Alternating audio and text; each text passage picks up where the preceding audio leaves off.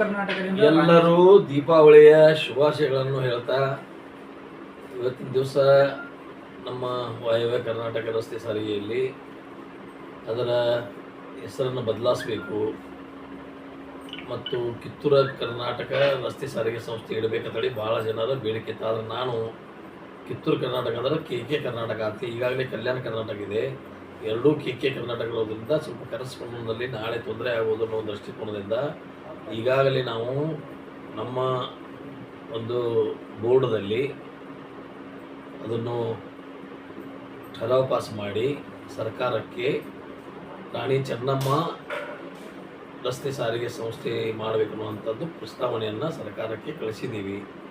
ಅದು ಕ್ಯಾಬಿನೆಟಲ್ಲಿ ಇದೆ. ಸರ್ಕಾರ ಅದನ್ನು ಅಪ್ರೂವ್ ಮಾಡಿಕೊಡ್ಬೇಕಂತೇಳಿ ಮುಖ್ಯಮಂತ್ರಿಯವರಿಗೆ ನಾನು ಈಗಾಗಲೇ ಗಮನಕ್ಕೆ ತಂದಿದ್ದೀನಿ. ಮುಂದೆ ತರ್ತೀನಿ, ಅದನ್ನು ಮಾಡಿಸುವಂಥ ಒಂದು ಕಾರ್ಯವನ್ನು ಮುಂದಿನ ದಿನಮಾನಗಳಲ್ಲಿ ಮಾಡ್ತೀವಿ. ಜೊತೆಗೆ ಈಗಾಗಲೇ ನಮಗೆ 700 ಬಸ್ ತೆಗೆದುಕೊಳ್ಳಲಿಕ್ಕೆ ಸರ್ಕಾರದವರು ಅನುಮತಿಯನ್ನು ಕೊಟ್ಟಿದ್ದಾರೆ. ಮೊನ್ನೆ ನಾವು 300 ಬಸ್ಗಳನ್ನು ಟೆಂಡರ್ ಖರೀದಿ ಮಾಡಿದಾಗ 300 ಕರಿಬೇಡ್ರಿ 450 ಬಸ್ಗಳನ್ನು ಖರೀದಿ ಅಂತೇಳಿ ನಮ್ಗೆ ಅನುಮತಿಯನ್ನು ಬಂದಿದೆ. ಕೆಲವೇ ದಿನಗಳಲ್ಲಿ ನಾವು ಟೆಂಡರ್ ಪ್ರಕ್ರಿಯೆಯನ್ನು ಮಾಡಿ ಅದನ್ನು ಹಂತವಾಗಿ ಅಂದರೆ ನಾವು ಚೆಸ್ಸಿಗಳನ್ನು ತೊಗೋತೀವಿ.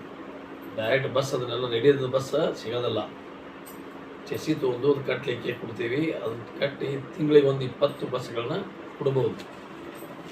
ಇದು 450 ಬಸ್ ಬರಲಿಕ್ಕೆ ಸುಮಾರು ದಿವಸಗಳು ಹತ್ಬೋದು.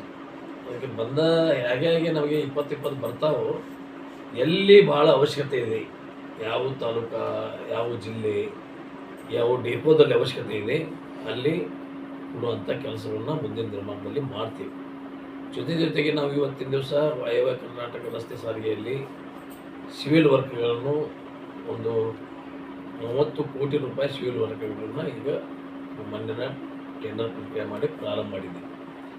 ಎಲ್ಲ ಬಸ್ ಡಿಪೋಗಳಲ್ಲಿ ನಮ್ಮಲ್ಲಿ ಅದು ಡಾಂಬರೀಕರಣ ಇರ್ತದೆ. ಡಾಂಬರೀಕರಣ ಮಳೆಗಾಲ ಮತ್ತು ಬಸ್ ಹೆವಿ ಬಸ್ ಡಾಂಬರೀಕರಣದ ಅದು ಒಳ್ಳೆಯದಲ್ಲ. ಎಲ್ಲ ಕಡೆ CC ರಸ್ತೆಗಳು ತುಂಬಬೇಕು ಅನ್ನುವಂಥ ನಾವು ಕಮಿಟಿಯಲ್ಲಿ ಬೋರ್ಡ್ದಲ್ಲಿ ನಿರ್ಣಯ ಮಾಡೋ ಪ್ರಕಾರ CC ರಸ್ತೆಗಳನ್ನು ತೊಗೋತಾ ಇದ್ದೀವಿ. ಹಾಗೆ ಇಲ್ಲಿ ಹತ್ರಿಯಲ್ಲಿಯೂ ನಾವು CC ರಸ್ತೆ ಈಗ 2 ಕೋಟಿ ರೂಪಾಯಿ CC ರಸ್ತೆಯನ್ನು ತೊಗೊಂಡಿದ್ದೀವಿ. ಬಟ್ 2 ಕೋಟಿಯಿಂದ CC ರಸ್ತೆ ಕಂಪ್ಲೀಟ್ ಆಗೋದಲ್ಲ ಅಲ್ಲಿ. ನಾವು ಅದಕ್ಕಾಗಿ ಇನ್ನೂ 2 ಕೋಟಿ ಬೇಕಾದೈತಿ. ಮುಂದಿನ ಹಂತವಾಗಿ ಎಲ್ಲ ಕಡೆ ಒಂದು ಈ ಬಸ್ಗಳ ಸ್ಟೇಷನ್ಗಳನ್ನು ಉನ್ನತೀಕರಣಕ್ಕೆ ಪ್ರಯತ್ನವನ್ನು ಮಾಡ್ತಾಯಿದ್ದೀವಿ.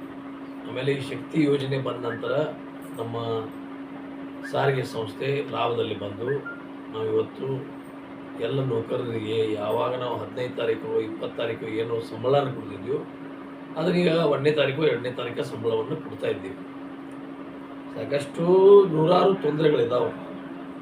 ಅದರ ತೊಂದರೆಗಳನ್ನು ಸರಿಪಡಿಸಿ ನಾವು 4 ಸಂಸ್ಥೆಯಲ್ಲಿ ನಾವು ಮೊದಲು ಹಿಂಬಳೆ ಇತ್ತು ನಮಗೆ.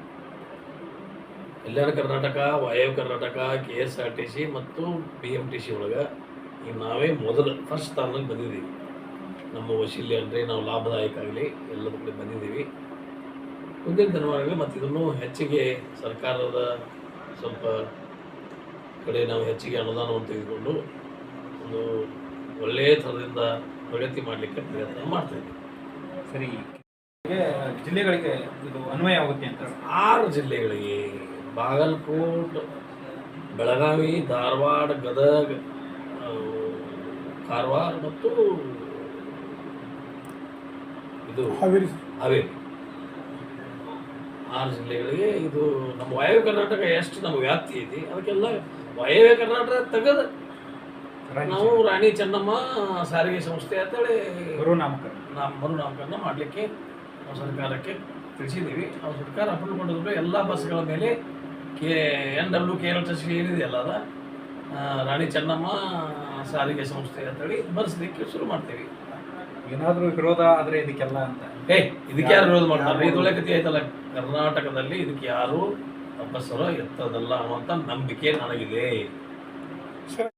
ಕೂಡ ನಿಗದಿ ಕೊಟ್ಟಿದ್ದಾರೆ. ಸರ್ಕಾರದ ಲೆವೆಲಲ್ಲಿ ಮಾತಾಡಬೇಕು, ಆ ಲೆವೆಲ್ಗೆ ಮಾತಾಡಕ್ಕೆ ಅಂದರೆ ನಿಮ್ಮ ಕ್ಷೇತ್ರದಲ್ಲೂ ಹಣ ಬಿಡುಗಡೆ ಆಗಿದೆ ಯಾವ ರೀತಿ ಅಂತ ಅಂದರೆ ಕೂಡ ಸರ್ಕಾರ ವಿರುದ್ಧ ಹಿಂದೆ ಕೂಡ ನೀವೇ ಅವ್ರ ಗಮನ ಸೆಳೆದಿದ್ರಿ ಮುಖ್ಯಮಂತ್ರಿಗಳು. ಇನ್ನೂ ಸೆಳಿತೀನಿ. ಅಂದರೆ ಹಣ ಬರ್ತಾ ಇದೆಯಾ ಯಾವ ರೀತಿ ಉಳಿಸುವಂಥ ಕೆಲಸ ಮಾಡ್ತೇವೆ. ಎಲ್ಲ ಕಾಂಟ್ರಾಕ್ಟರ್ಗೆ ಹಣ ಕೊಡಿಸುವಂಥ ಕೆಲಸ ಮಾಡ್ತಾ ಇದ್ದೀವಿ. ಗ್ಯಾರಂಟಿ ಯೋಜನೆಗಳಿಂದ ಹಣನೇ ಬರ್ತಾ ಇಲ್ಲ. ಯಾರು ಗ್ಯಾರಂಟಿ ಹೋಗೋದಕ್ಕೆ ಪ್ರಗತಿಗೆ ಏನು ಸಂಬಂಧ ಇಲ್ಲ. ಗ್ಯಾರಂಟಿ ಯೋಜನೆ ದುಡ್ಡ ಬೇರೆ, ಅಭಿವೃದ್ಧಿ ದುಡ್ಡ ಬೇರೆ. ನಿಮ್ಮಲ್ಲಿ ಕೂಡ ಚಾಲಕರಿಗೆ ಸರಿಯಾಗಿ ಸಮಯಕ್ಕೆ ತಕ್ಕಂತೆ ಸಂಬಳ ಬರ್ತಾ ಇಲ್ಲ ಅಂತ ಆರೋಪ ಇದೆ. ಯಾವ್ದು ಮತ್ತೆ ಆರೋಪ? ಪ್ರತಿ ವರ್ಷ ಹೆಚ್ಚು ಮಾಡ್ಬೇಕಾಯ್ತು, ಅದನ್ನು ಕೂಡ ಮಾಡ್ತಾ ಇಲ್ಲ ಅಂತ. ಅದು ಸತ್ಯಕ್ಕೆ ದೂರವಾದದ್ದು. ನಾವು ಪ್ರತಿ ತಿಂಗಳ ಸರಿಯಾದ ಸಮಯಕ್ಕೆ ಸಂಬಳವನ್ನು ಎಲ್ಲ ನಮ್ಮ ವಾಯವ್ಯ ಕರ್ನಾಟಕ ರಾಷ್ಟ್ರ ಸಾರಿಗೆ ನೌಕರಿಗೆ ಕೊಡ್ತಾ ಇದ್ದೀವಿ. ಚಾಲಕರನ್ನ ಹೊರಬದ್ಲಿ ಮೇಲೆ ತೊಗೊಳ್ತಿದ್ದಾರೆ ಅಂತ ಒಂದು ಆರೋಪ ಇದೆ. ಪರ್ಮನೆಂಟ್ ತಗೋಬೇಕಾಗಿತ್ತು, ತೊಗೊಳ್ತಾ ಇಲ್ಲ. ಯಾಕೆ ಮೊನ್ನೆ 1,000 ತೊಗೊಂಡಿವಲ್ಲ, ಅದು ಯಾಕೆ ಹೇಳಲ್ಲ? ಮೊನ್ನೆ 1,000 ಪರ್ಮನೆಂಟ್ ತೊಗೊಂಡಿವಲ್ಲ, ಇನ್ನೂ 1,800 ತೊಗೋಬೇಕಾಗಿ ನಾವು ಸರ್ಕಾರಕ್ಕೆ ಪ್ರಪೋಸಲ್ ಕಳಿಸಿದ್ದೀವಿ. ಅದು ಸರ್ಕಾರ ಅನುಮತಿ ಕೊಟ್ಟರೆ ಅದು 1,800 ತೊಗೋತೀವಿ. ಅವಶ್ಯಕತೆ ಇದ್ದಾಗ ಮಾತ್ರ ಗುತ್ತಿಗೆದಾರ ಮೇಲೆ ತೊಗೋತಾ ಇದ್ದೀವಿ. ನಿಗಮ ನಷ್ಟದಲ್ಲಿದೆ. ನಿಮ್ಮ ನಿಗಮ ಯಾವ ರೀತಿ ಸರ್? ಏನಾದರೂ ಅಭಿವೃದ್ಧಿ ಕಾಣಿದೆಯಾ? ನೀವು ಬಂದ ಮೇಲೆ ನೀವೇನಾದ್ರೂ ಬದಲಾವಣೆ ಮಾಡಿದ್ದೀರಾ? ನಾನು ಅಧ್ಯಕ್ಷ ಆದ ನಂತರ 1ನೇ ನಂಬರ್ ತಂದಿದ್ದೇವಲ್ರಿ. ಈಗ ಸರ್ ಎಷ್ಟು ಲಾಭದಾಗಿದೆ ಸರ್? ಲಾಭದಲ್ಲಿಲ್ಲ, ಲಾಭದಲ್ಲಿ ಸ್ವಲ್ಪ ತೊಂದರೆಯಲ್ಲಿದ್ದೀವಿ. ಲಾಭದಲ್ಲಿ ಬರೆಯುವಂಥ ಪ್ರಯತ್ನ ನಮಗೆ 8,000 ಈಗ 9,000 ಆಗಿರ್ಬೇಕು. 900 ಕೋಟಿ 900 ಕೋಟಿ ನಮಗೆ ಸರ್ಕಾರದಿಂದ ಶಕ್ತಿ ಯೋಜನೆ ದುಡ್ಡು ಬರಬೇಕಾಗೈತಿ. ಆ ದುಡ್ಡು ಬಂತಂದ್ರೆ ನಾವು ನೋ ಲಾಸ್ ನೋ ಪ್ರಾಫಿಟ್ದಾಗ ಓಡಿಸ್ತೀವಿ. ಸರಿ, 900 ಕೋಟಿ ಅಂತ ಹೇಳಿದ್ರಲ್ಲ ಸರ್, ಇದು ಇನ್ನು ಯಾವ ತಿಂಗಳಿನಿಂದ ಬಂದಿಲ್ಲ ಅಥವಾ ಭಾಳ 2 ವರ್ಷದಿಂದ ಶಕ್ತಿ ಯೋಜನೆ ಪ್ರಾರಂಭ ಆದಾಗಿದ್ದು ನಮಗೆ 70% ಕೊಡ್ತಾರೋ 90% ಸರ್ಕಾರದವರು ಬಾಕಿ ಉಳಿಸ್ಕೊಂಡು ಹೊಂದಿದ್ದಾರೆ. ಅದನ್ನೆಲ್ಲ ಒಮ್ಮೆ ಕೊಟ್ಟರಂದ್ರೆ ನಾವು ನೋ ಲಾಸ್ ನೋ ಪ್ರಾಫಿಟ್ದಲ್ಲಿ ಸಾರಿಗೆ ಸಂಸ್ಥೆ. ನೀವು ಸಿಎಂ ಅವ್ರ ಗಮನಕ್ಕೆ ಕೊಟ್ರ ನಾವು ನಿಗಮ ನಡೆಸೋದು ಕಷ್ಟ ಆಗುತ್ತೆ, ಏನಾದರೂ ಹಣ ಬಿಡುಗಡೆ ಮಾಡಿ ಅಂತ ಅಂದ್ರು. ಮುಖ್ಯಮಂತ್ರಿ ಅವರ ಗಮನಕ್ಕೂ ತಂದಿದ್ದೀವಿ, ನಮ್ಮ ಸಾರಿಗೆ ಮಂತ್ರಿ ಅವರ ಗಮನಕ್ಕೂ ತಂದಿದ್ದೀವಿ. ಕುರಿತವರು ಸ್ವಲ್ಪ ದಿನಗಳಲ್ಲಿ ಅದನ್ನು ಸರಿಪಡಿಸ್ಕೊಳ್ತೀವಿ. ಸರಿ, ಓಕೆ, ಥ್ಯಾಂಕ್ ಯು.